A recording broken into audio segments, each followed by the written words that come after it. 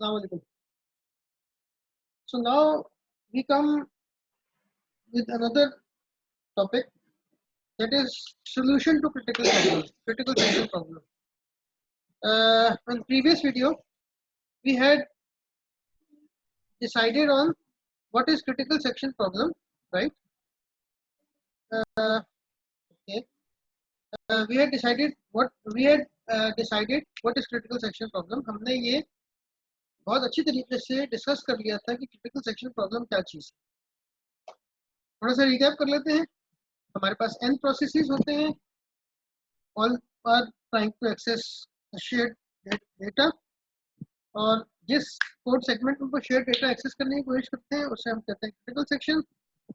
और हम ये कहते हैं कि सिर्फ एक प्रोसेस जो है वो क्रिटिकल सेक्शन को एक वक्त में एक्सेस करे, ठीक है ना। सारी बात है, ये तो हमारी बहुत बेसिक चीज़ें थी जो हमने जो बहुत ज़रूरी थी, ठीक है। अब आते हैं ज़रा थोड़ा सा टेक्निकल साइड के ऊपर। हमें डिस्कस करना है solutions to critical section problem. अब हमें डिस्कस करना है कि क्रिटिकल सेक्शन प्रॉब्लम के सॉल्यूशंस क्या हैं, उन पे हम थोड़ा सा आएंगे। तो उसमें हमें थोड़ा सा दो तीन चीज़ों का ख्याल रखना पड़ता है। एक आध चीज़ तो ऑब्वियस है, लेकिन बाकी दो चीज़ें ऑब्वियस नहीं है। पहली चीज़ ये है इसके अंदर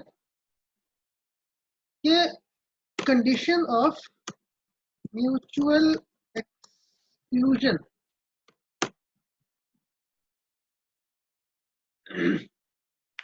नाम से जाहिर है म्यूचुअल एक्सक्लूजन ये है कि एक वक्त में एक प्रोसेस जो है वो क्रिटिकल सेक्शन में रहे, लेकिन हम इसको थोड़ा सा फॉर्मली डिफाइन कर लेते हैं। अच्छा, अब हम फॉर्मल क्यों डिफाइन करते हैं किसी भी चीज़ को? फॉर्मल हम इसलिए डिफाइन करते हैं कि हम ये चाहते हैं कि जब भी कहीं पे किसी सिचुएशन में फंसे, किसी प्रॉब्लम में आए, तो हम फॉल बैक करें ऑन डेफिनेशंस, बुक पे वापस चले जाए। यानी कि कोई भी प्रॉब्लम कहीं पे हम सोचते हैं कि यार ये क्या प्रॉब्लम आ गई, हम कहेंगे नहीं, हम डेफिनेशंस पे वापस जाएंगे और हम उसको डेफिनेशंस को रिविजिट करके फिर चीज़ों को डिस्कस करते हैं, ठीक है। तो म्यूचुअल एक्सक्लूजन के अंदर हमें जो है इसको फॉर्मली अगर हमें डिफाइन करना है तो हम कहते हैं if process P I is executing in its critical section, then no other process should execute in critical section. No other process should execute in its critical section.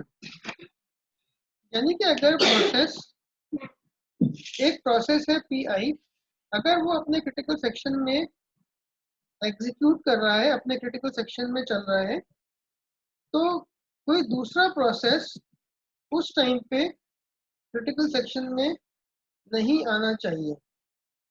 इसको हमने फॉर्मली डिफाइन कर लिया, ठीक है। ये तो एक कंडीशन हो गई, लेकिन इसके अलावा दो कंडीशंस और होती हैं, और वो ज़रूरी क्यों होती हैं ये भी हम थोड़ा सा डिस्कस कर लेते हैं। दूसरी कंडीशन होती है, उसको हम कहते हैं प्रोग्रेस की condition.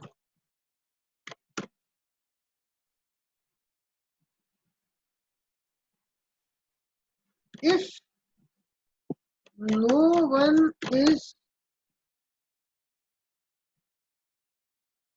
in its critical section,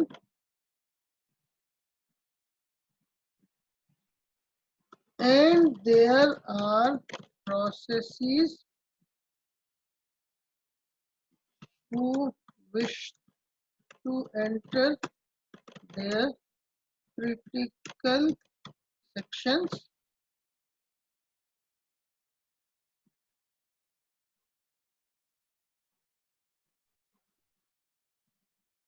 the selection should not be postponed indefinitely. मतलब क्या हुआ, इसको थोड़ा आसान अल्फाज में समझा देते हैं कि अगर दो प्रोसेसेस हैं, दोनों अपने अपने क्रिटिकल सेक्शन में जाना चाह रहे हैं, तो ये सिलेक्शन जो है वो इनडेफिनेटली पोस्टपोन नहीं हो सकता। दोबारा से रिकैप कर लेते हैं। अगर कोई भी प्रोसेस अपने क्रिटिकल सेक्शन में नहीं है,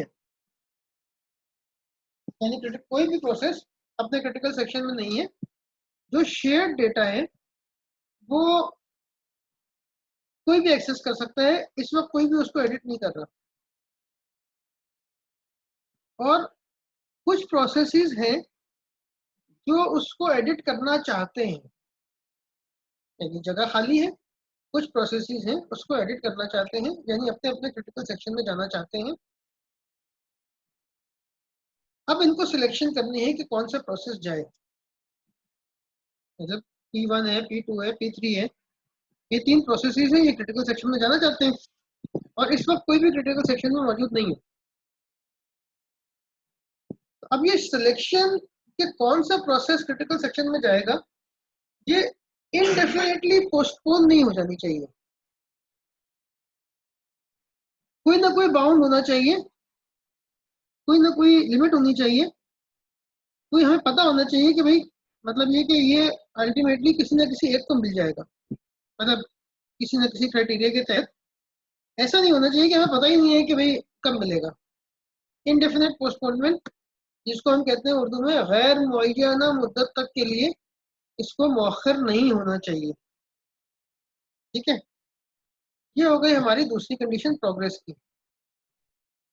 अच्छा, जब भी हम कोई सॉल्यूशन डिस्कस करेंगे तो हम इन चीज़ों को, इन डेफिनेशंस पे वापस आएंगे और हम इन कंडीशंस को बार बार देखेंगे। ठीक है,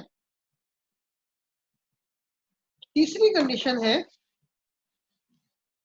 जिसको हम कहते हैं बाउंडेड वेटिंग। अब इसको ये थोड़ा सा कॉम्प्लेक्स है, ठीक है ना, इसको मुझे आप थोड़ा सा वक्त दें कि मैं इसको जो है वो आपको समझा सकूं। पहले मैं इसको लिख लेता हूँ, उसके बाद मैं इसको थोड़ा सा क्लैरिफाई भी कर दूंगा। A bound must exist on the number of times that other processes are allowed to enter their critical sections after a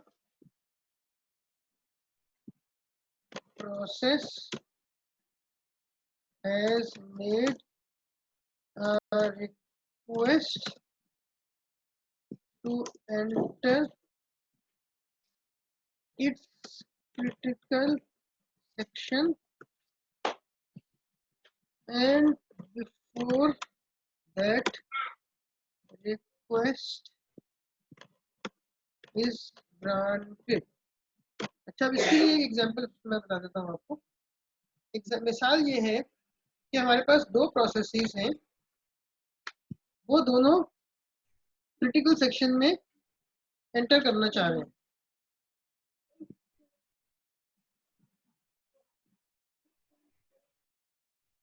ठीक है, प्रोसेस P1 ने रिक्वेस्ट डाल दी क्रिटिकल सेक्शन में एंट्री की। अब P1 को क्रिटिकल सेक्शन मिलने से पहले P2 को भी क्रिटिकल सेक्शन मिल सकता है, और P1 को क्रिटिकल सेक्शन मिलने से पहले ऐसा भी हो सकता है कि P2 को क्रिटिकल सेक्शन 2 दफा मिल जाए।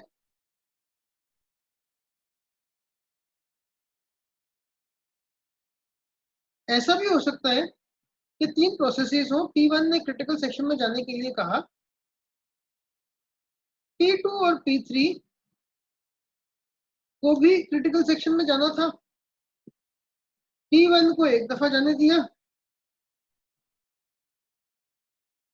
P1 तो जाना चाह रहा था, P2 को एक दफा जगह मिली, P3 को 2 दफा जगह मिली, ऐसा भी हो सकता है, तो ये कंडीशन पूरी हो जाएगी। लेकिन ऐसा नहीं हो सकता कि P2 और P3 के नंबर ऑफ टाइम्स की लिमिट फिक्स ना हो, यानी हमें कहीं ना कहीं ये चीज क्लैरिफाई करनी पड़ेगी कि भाई P1 ने अगर क्रिटिकल सेक्शन में जाने के लिए अप्लाई किया है तो एक फिक्स लिमिट होनी चाहिए P2 और P3 के ऊपर कि जिसके बाद लाजमी तौर पे P1 को क्रिटिकल सेक्शन मिलेगा। अब ये लिमिट कुछ भी हो सकती है, 2 भी हो सकती है, 3 भी हो सकती है, 4, 5, 6, 7 व्हाटएवर, ये लिमिट कुछ भी हो सकती है, ठीक है। तो ये कोई ना कोई बाउंड होना चाहिए, हम थोड़ी सी एग्जांपल्स करेंगे तो उससे हमें अब अंदाजा हो जाएगा, ठीक है। अब हम आते हैं थोड़े से इसके सॉल्यूशंस की तरफ। थोड़ा सा इसके अंदर हमारे पास 2-3 एल्गोरिथम्स होते हैं। पहला एल्गोरिथम, पहली अटेम्प्ट जो है वो हम देख लेते हैं क्या है। पहली अटेम्प्ट करने से पहले हम इसका जो है वो कुछ वो देख लेते हैं, जायजा ले लेते हैं कि प्रोसेस PI पे कोड किस तरह का होगा। तो code on in in process PI जो है, प्रोसेस PI के ऊपर कोड कुछ इस तरह का होगा।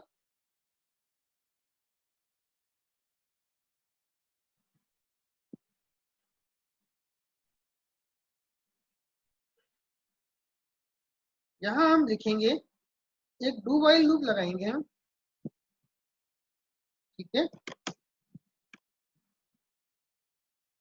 यहाँ पे हमारे पास एक होगा एंट्री सेक्शन, ठीक है।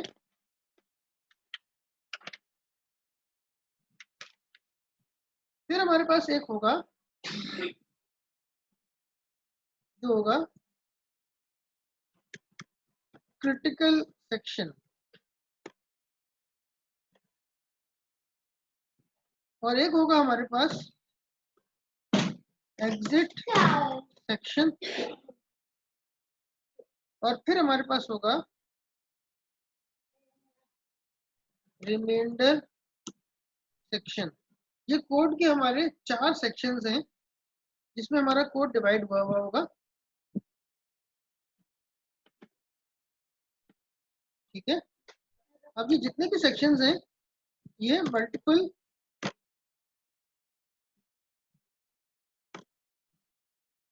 स्टेटमेंट से मिलके बनेंगे।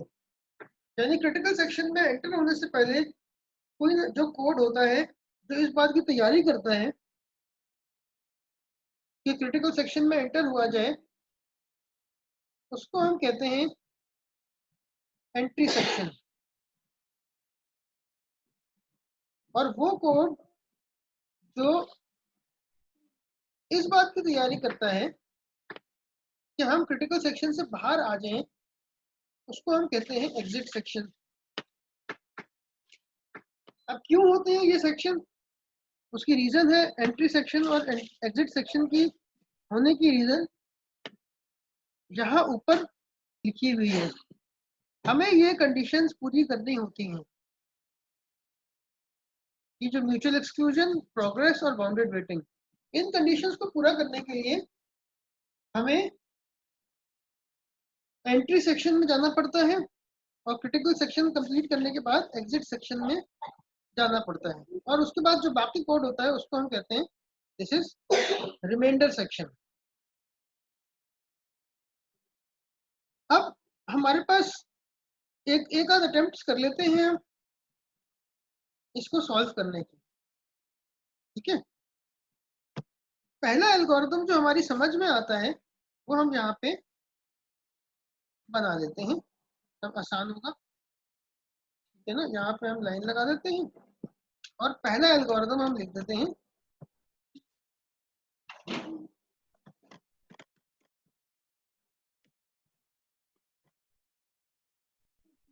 एल्गोरिथम 1, ठीक है। एल्गोरिथम 1 के अंदर हम क्या करेंगे, ये देखेंगे कि इसको हम ये कंडीशंस कैसे पूरी करें, ये जो हमारे पास लिखी हुई है कोड के अंदर। एल्गोरिथम 1 के अंदर code in process P I क्या होगा, कोड और process P I, code in P I हमने लिख लिया, ठीक है। पी आई के अंदर कोड किस तरह का होगा ये हम जो है वो थोड़ा सा यहाँ पे लिख लेते हैं, आसान है। वही हमने कहा डू का हमने लूप लगाया, ठीक है। और उसके बाद हमने एंट्री सेक्शन में जाना है हमको। एंट्री सेक्शन के अंदर हम बड़े आसानी से लिख सकते हैं वाइल, एक वेरिएबल हम ले लेंगे टर्न का, is not equal to I, ठीक है। While turn is not equal to I, ये यहाँ पे रुक जाएगा, ठीक है। जब टर्न आई के बराबर हो जाएगी तो ये चला जाएगा क्रिटिकल सेक्शन में, और उसके बाद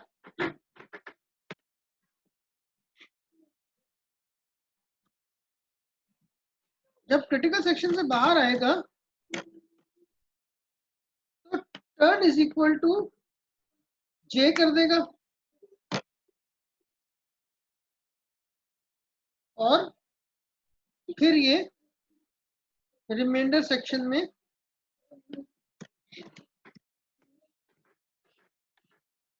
चला जाएगा।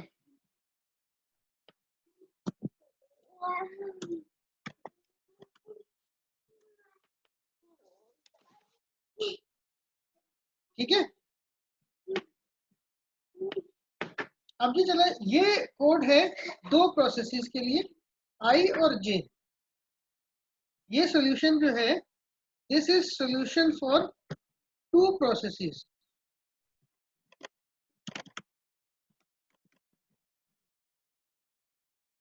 अब हमें जरा देखना है कि क्या ये तीन कंडीशंस है हमारे पास, उन तीन कंडीशंस को क्या ये सेटिस्फाई कर रहा है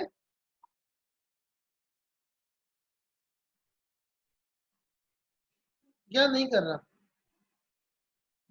वो तीन कंडीशंस हमारे पास हैं,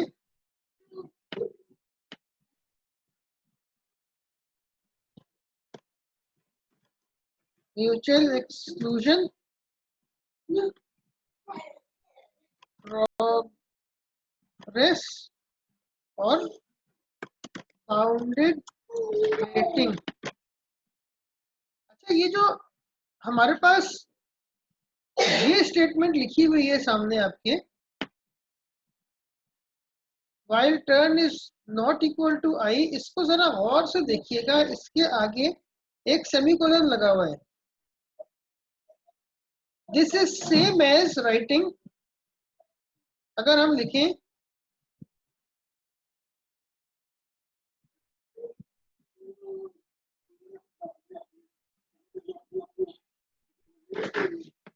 while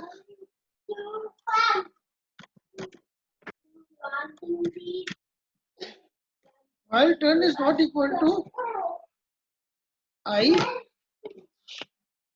और आगे हम ये ब्रैकेट लगा दें, ठीक है ना।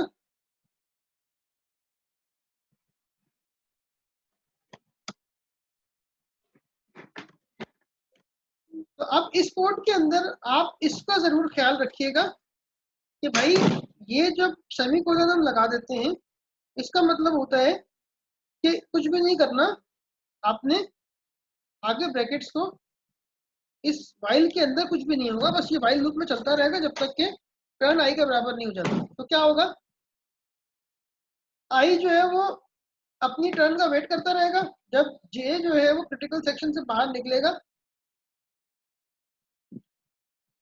तो आई जो है वो जब जब process P I critical section में चला जाएगा, जब वो क्रिटिकल सेक्शन से बाहर निकलेगा तो टर्न इज इक्वल टू जे कर देगा, यानी दूसरे की बारी लगा देगा। जब जे क्रिटिकल सेक्शन में आएगा निकलते हुए, वो आई की बारी लगा देगा।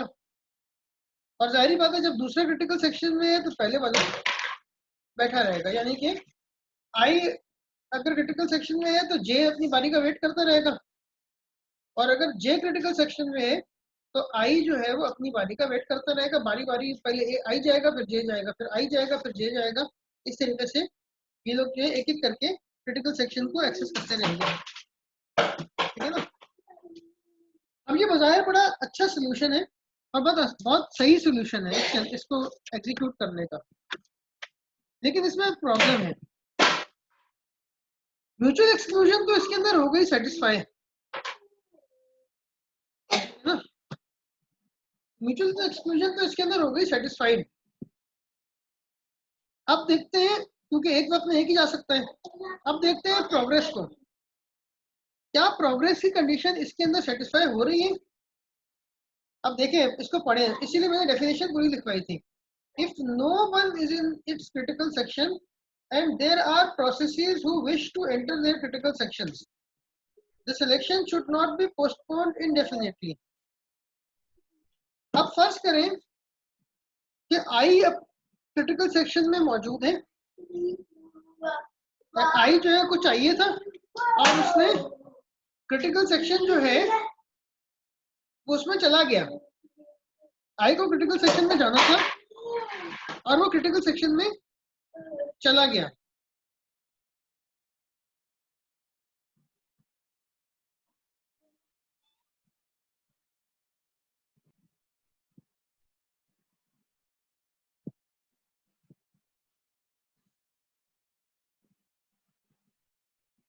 अच्छा जी, तो हम कहाँ पे थे कि हमने कहा था कि एक म्यूचुअल एक्सक्लूजन तो इसके अंदर पूरी आ रही है, इसलिए कि हमने जो है वो पहले आई आएगा, फिर जे आएगा, फिर आई आएगा, फिर जे आएगा।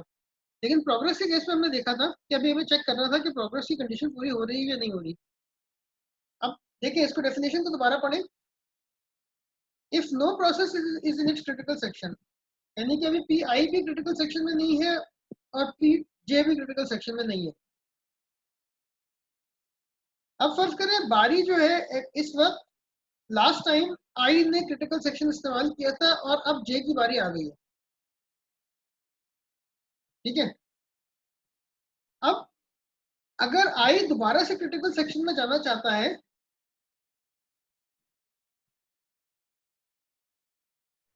तो उसको जे के जाने का और वापस आने का वेट करना पड़ेगा।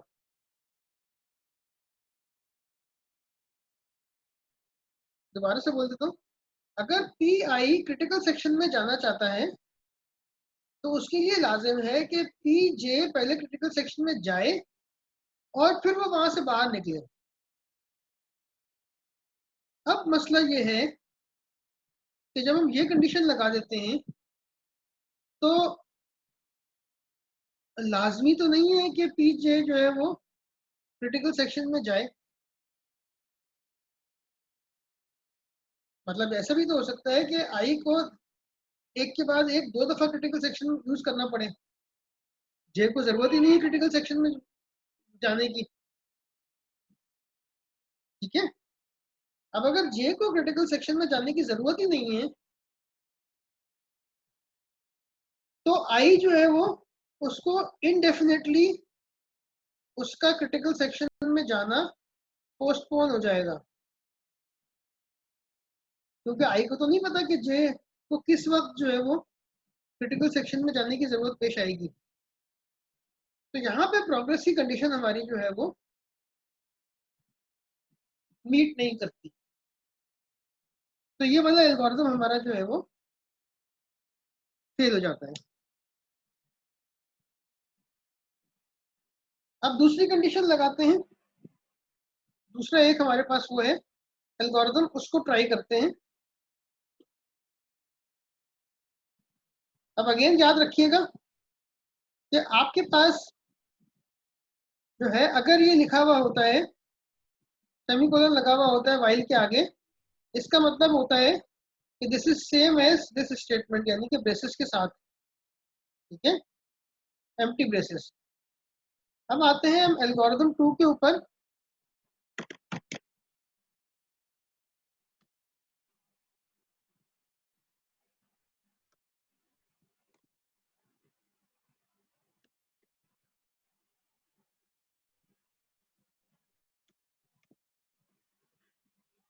एल्गोरिथम 2 के अंदर पी आई के ऊपर क्या कोड होगा?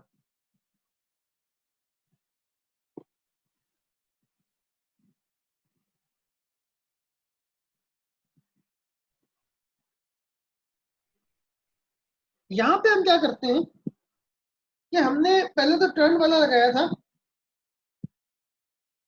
अब हम कहते हैं कि भाई जो भी प्रोसेस क्रिटिकल सेक्शन में जाना चाहता है वो अपना हाथ उठा दे,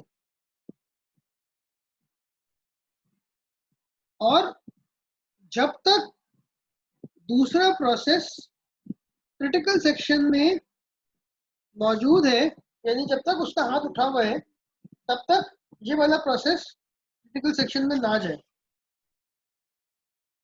मतलब अगेन लिख लेते हैं यहाँ पे, this is a solution for two processes, this is a solution for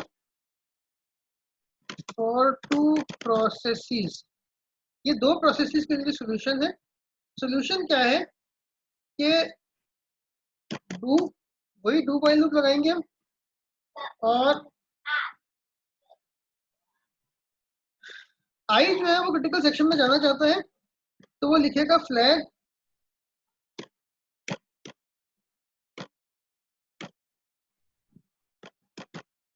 I is equal to true कर देगा वो।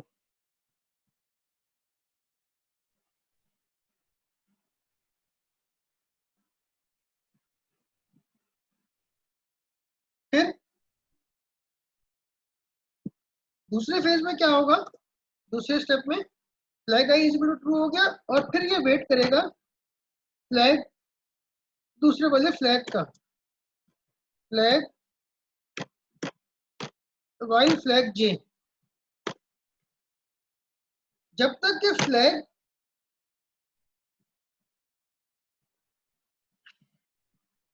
जे जो है वो ट्रू है तब तक वो वेट करेगा। ये अगेन नोट कीजिएगा, ये मैंने सेमीकोलन लगाया है। ये सेमीकोलन का मतलब ये है कि this while loop has empty braces. तो ये जब तक फ्लैग जे जो है वो ट्रू है तब तक ये खड़ा रहेगा यहीं पे, और उसके बाद ये जैसे ही फ्लैग जे फॉल्स होगा, ये अपने क्रिटिकल सेक्शन में चला जाएगा।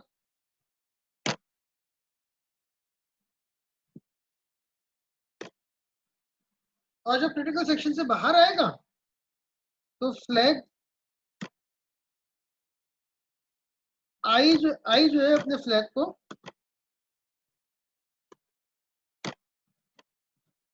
फॉल्स कर लेगा, और फिर ये रिमाइंडर सेक्शन में चला जाएगा।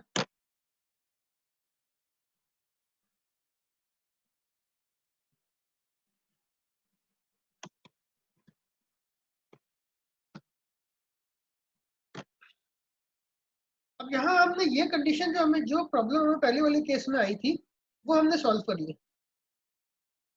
वो कैसे सॉल्व की? अब जरूरी नहीं है कि पी आई अगर क्रिटिकल सेक्शन में गया है और पी जे को क्रिटिकल सेक्शन में जाना है तो पी आई का दोबारा होके आना जरूरी नहीं है। यानी पहले वाले एल्गोरिथम में हमारे साथ मसला ये हुआ था कि एक के बाद एक हमारे पास ऑल्टरनेट चलना जरूरी हो गया था। यहाँ पर कोई मसला नहीं है, अगर आई को क्रिटिकल सेक्शन में जाना है तो अपने फ्लैग को ट्रू करें, और जब तक दूसरा वाला फ्लैग ट्रू है तब तक रुका रहे। जब वो फ्लैग दूसरे वाला फ्लैग फॉल्स हो जाए तो क्रिटिकल सेक्शन में जाए और अपने फ्लैग को फॉल्स कर दे।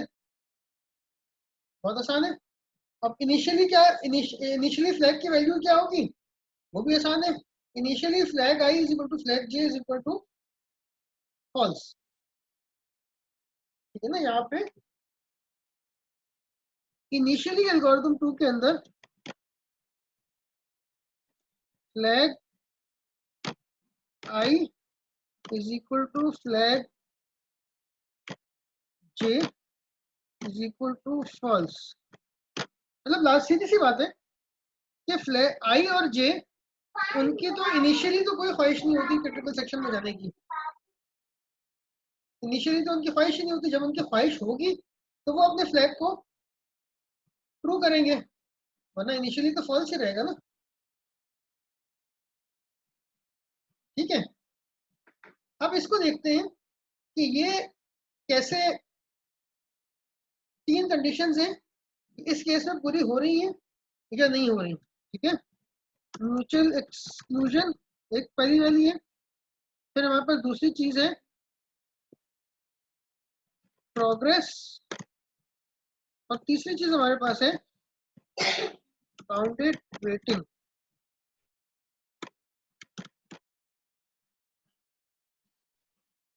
म्यूचुअल एक्सक्लूजन तो पूरी हो रही है, सामने नजर आ रहा है कि अपने फ्लैग को अपना हाथ उठा लो, जब तक दूसरे का हाथ उठा हुआ है तब तक मत जाओ। जब दूसरे का हाथ नीचे आ जाए इसका मतलब अब उसको जरूरत नहीं है, तो आप क्रिटिकल सेक्शन में चले जाओ, और क्रिटिकल सेक्शन से बाहर आने के बाद अपना फ्लैग पॉल्स कर लो, अपना हाथ दोबारा नीचे कर लो। म्यूचुअल एक्सक्लूजन तो हमारे पास आ रही है, ट्रू हो रही है। अब दूसरी चीज है प्रोग्रेस। क्या प्रोग्रेस की कंडीशन सेटिस्फाई होती है? इसमें आपको बजाय ऐसा लगेगा कि सेटिस्फाई होती है, कि भाई जिसको जरूरत है वो अपना हाथ उठाए, अगर दूसरे ने हाथ नहीं उठाया हुआ तो वो आगे चला जाए। ठीक है ना, लेकिन मसला ये है कि अगर दोनों ने एक साथ हाथ उठा दिया, यहाँ पे दो प्रोसेसेस एक साथ काम कर रहे हैं, पैरेलल में चल रहे हैं, एक ने कहा flag I is equal to true, दूसरे ने कहा flag J is equal to true, और ये दोनों ने बैक वक्त कर दिया, एक ही वक्त में कर दिया। जाहिर है एक से ज्यादा प्रोसेसेस हैं, एक वक्त में चल रहे हैं। मिसाल के तौर पे प्रोसेस पी आई जो है उसको प्रोसेसर पर जगह मिली, उसने ये वाली स्टेटमेंट रन कर दी। ये वाली स्टेटमेंट रन करने के बाद सीपीयू शेड्यूलिंग एल्गोरिथम ने डिसाइड किया कि भाई आई को जो है वो प्रोसेसर से हटा लिया जाए। ठीक है, यहाँ पे उसका टाइम खत्म हो गया प्रोसेसर का, और सीपीयू शेड्यूलर ने, शॉर्ट टर्म शेड्यूलर ने प्रोसेस जे को सीपीयू दे दिया। प्रोसेस जे ने कहा flag J is equal to true. अब आई ने कहा flag I is equal to true, J ने कहा flag J is equal to true.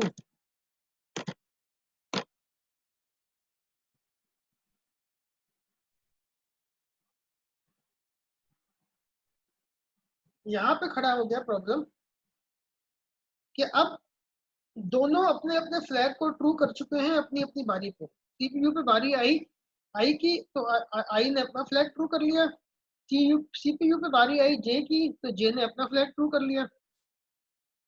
अब दोनों का फ्लैग ट्रू है और दोनों इस वाइल लूप में फंसे रहेंगे कि भाई कब जो है वो क्या नाम है,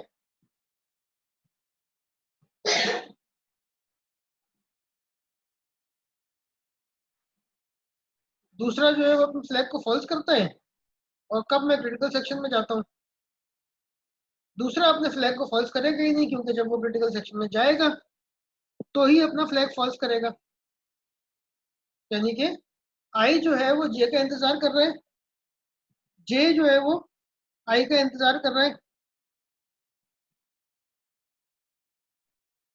और दोनों खड़े हुए इसी जगह पे वाइल लूप के अंदर फंसे हुए इंतजार कर रहे हैं कि दूसरा अपना फ्लैग फॉल्स करेगा तो हम आगे जाएंगे, और दूसरा अपना फ्लैग फॉल्स कर ही नहीं सकता, क्योंकि वो क्रिटिकल सेक्शन में जाएगा तो अपना फ्लैग फॉल्स करेगा। तो ये प्रोग्रेस की कंडीशन इस केस के अंदर पूरी नहीं आती, और बाउंडेड वेटिंग तो आएगी भी नहीं।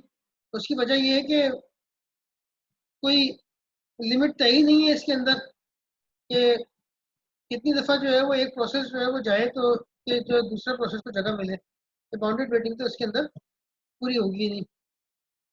यानी कि आई जो है वो अगर वो मांगता है तो बाउंडेड वेटिंग का तो खैर सवाल भी नहीं है, बाउंडेड वेटिंग का तो सवाल भी नहीं है। जब प्रोग्रेस की कंडीशन पूरी नहीं हुई तो हम आगे जाएंगे भी नहीं।